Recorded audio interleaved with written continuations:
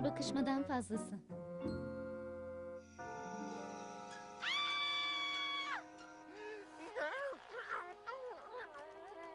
Bağırmanın sana bir yardımı olmaz Audrey. Seni kimse duyamaz. O evden hemen kaç Audrey. Hala kaçabiliyorken kaç oradan. Kız televizyonda, seni duyamaz. Bu arada ben de televizyondayım ve ben de sizi duyamam. Bunu duydum ama. Ama bir hayalet gördüm. Hayalet falan görmüş olamaz.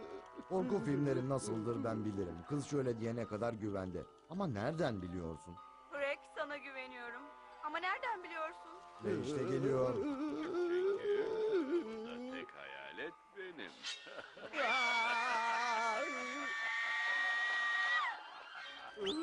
Ne? John ve Odie ile korku filmi izlemeye bayılıyorum. Mısır'a hiç dokunmazlar çünkü.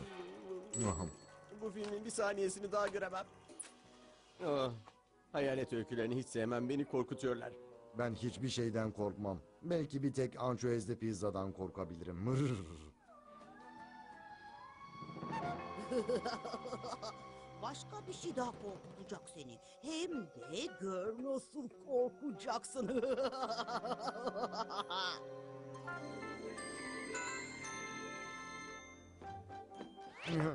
Bak şimdi. Hazır John yokken mükemmel sandviç nasıl yapılır sana öğreteceğim. İşin sırrı temelde iki noktada yatar. Büyüklük ve daha da önemlisi kalite. Tam bir sanat eseri oldu. Sen ne dersin ha Puki? Ha? Puki? Ha. Burada yanımda olduğuna yemin edebilirim. Hı. Ha. Hı. Hı. Sen oraya nasıl gittin?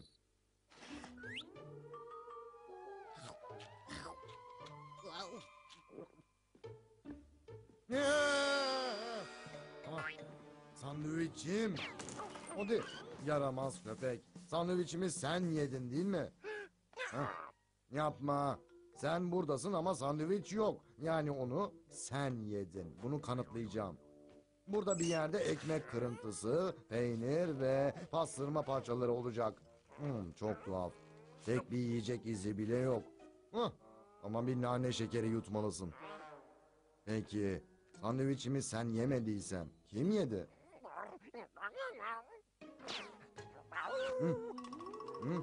Ne? Heh. Heh. Hayalet mi? Peşine bir hayalet mi takıldı diyorsun? Her zamanki gibi yine boş. Dinle dostum. Hayaletler yalnız filmlerde ve dizilerde olur. Gerçek dünyada onlar yoktur. Heh. Ay. Ah. Ah. Ay. Odi, hani az önce paniğe kapılmanın sırası değil dedim ya. Ama şimdi tam sırası. Ah. Ah. O sandalye çok da lazım değil aslında. O masa da çok önemli değil. O Hayır! Televizyon olmaz.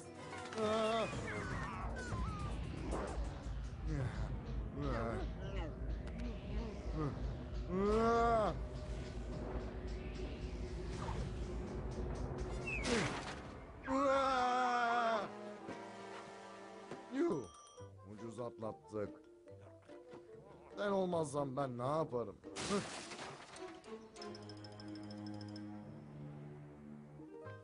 Bir de bana evi dağıtıyorsun dersiniz. O dağıtmayı benden daha iyi beceriyor. Hayalet, biliyorum buradasın. Seni ev talan etme ustası yaramaz seni. Senden korkmuyorum.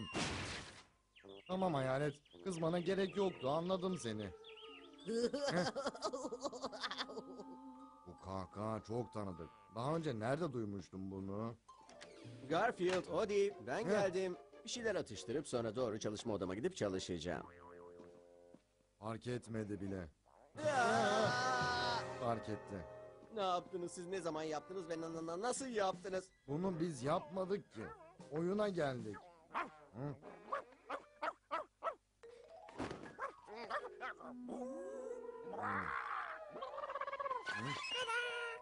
Ne? Bunu bir hayalet mi yaptı demek istedin? Bu duyduğum belki de en saçma mazeret. Başka çare yok. Ceza vereceğim. Ceza mı?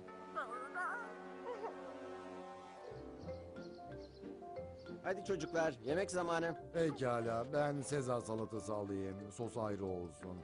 Sonra karides kokteyli, yanında ekstra peynirli soğan çorbası. Ayrıca bir de bol tereyağlı ekstra peynirli lazanya. Tatlı olarak elmalı tart rica edeyim. Sonra bir de meyve salatası tabii. Al bakalım. Kidi Widi marka kedi maması. İçinde tüm yapay besin kaynakları var. Hayır, ben böyle bir şey istemedim. Bir yıl boyunca bunu yiyeceksin. Afiyet olsun. Bir yıl mı? Bunu bir yıl yiyemem ki. Bir lokma bile yiyemem. Bunu onun yanına bırakmam. Yemek istiyorum ben.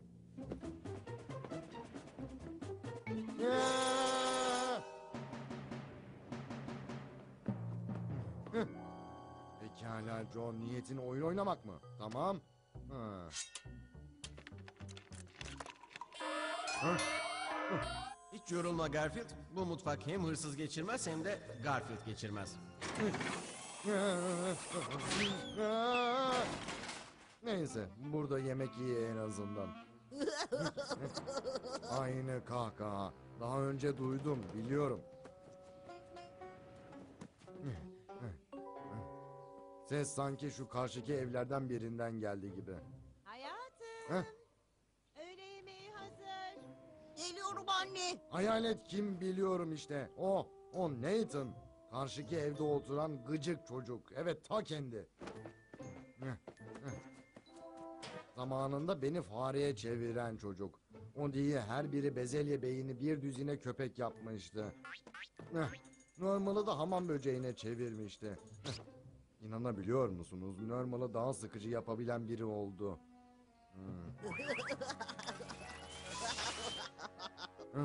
Söylemiştim. Günlük. Görünmezlik makinem çok mükemmel çalışıyor. İlk aşamada turuncu kediyle köpeğe yaptıklarım son derece başarılı oldu. Ve şimdi ikinci aşama.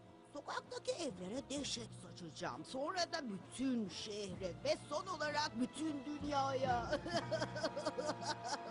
Nathan. Hayatım. Ha? Yemeği soğuyor. Geliyorum anne. Bakalım bu şey nasıl çalışıyor. Heh. Tamam, yeşil düğme bizi görünmez yapıyormuş. Peki bakalım beyaz düğmeye basınca ne oluyor? Tamam, anladım. Beyaz da tam tersini yapıyor. Yemek için teşekkürler anne. Hemen laboratuvarıma döneyim. Yani odama. Yeşil düğme zamanı. Evet. Dünyanın zaman ayarlamasını bitirmem gerekiyor. Spagetti. Yam yam yam. Ay. Nathan'ın annesinin çok uyuz bir çocuğu var ama kadın mutfakta bir harika. Bitti. Şimdi sıra yemekte. Zaten yemek için vaktim yok. Biraz dışarı çıkalım bakalım çevrede neler olup bitiyor. Beni de bekle görünmez arkadaşım. Al, bu da neydi?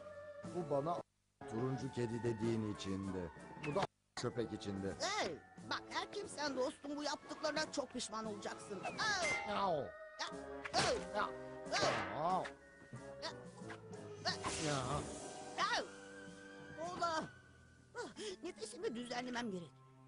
Ben çocuğum, sporcu değilim ya. Kendini yorgun mu hissettin? Bir sandalye al da dinlen. Iskaladın. Gel bakalım. Al. Ya. Ha, aa, ha, ya. Ya. Ha, ya.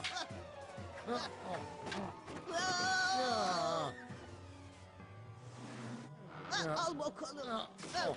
Oy. Bak bu acıdı. Nathan. Orada neler oluyor? Nathan. Ah, ne oldu burada? Nathan neredesin? İşte burada. Nathan. Yine ne karıştırıyorsun çabuk söyle. Bir görünmezlik makinesi yapmıştım. Benim gibi dahiler böyle yapar anne. Harika şeyler yaparız. Aa öyle mi? Peki Dehan bu dağılmış oda için ne yapacak? Görüşürüz Nathan. Oh, işte odamı dağıtan işte şu turuncu kedi.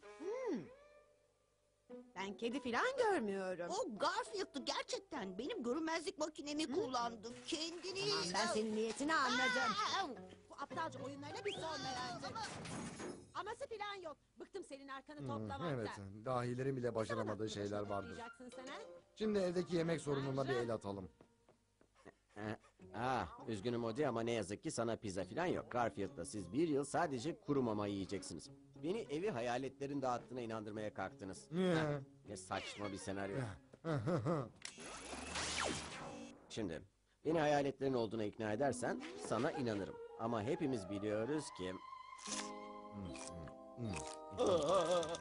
Hayalet! İmdat! Hayalet var! Evimi hayaletler bastı! İmdat! Hayalet pizza yiyor! Merhaba Odi, benim. Ya dur biraz. Pizzamı bitireyim, sana her şeyi anlatacağım. Bu harika bir bölüm oldu. Çizerler de özellikle çok sevmişler ki bu hafta izin yaptılar. Yum yum yum.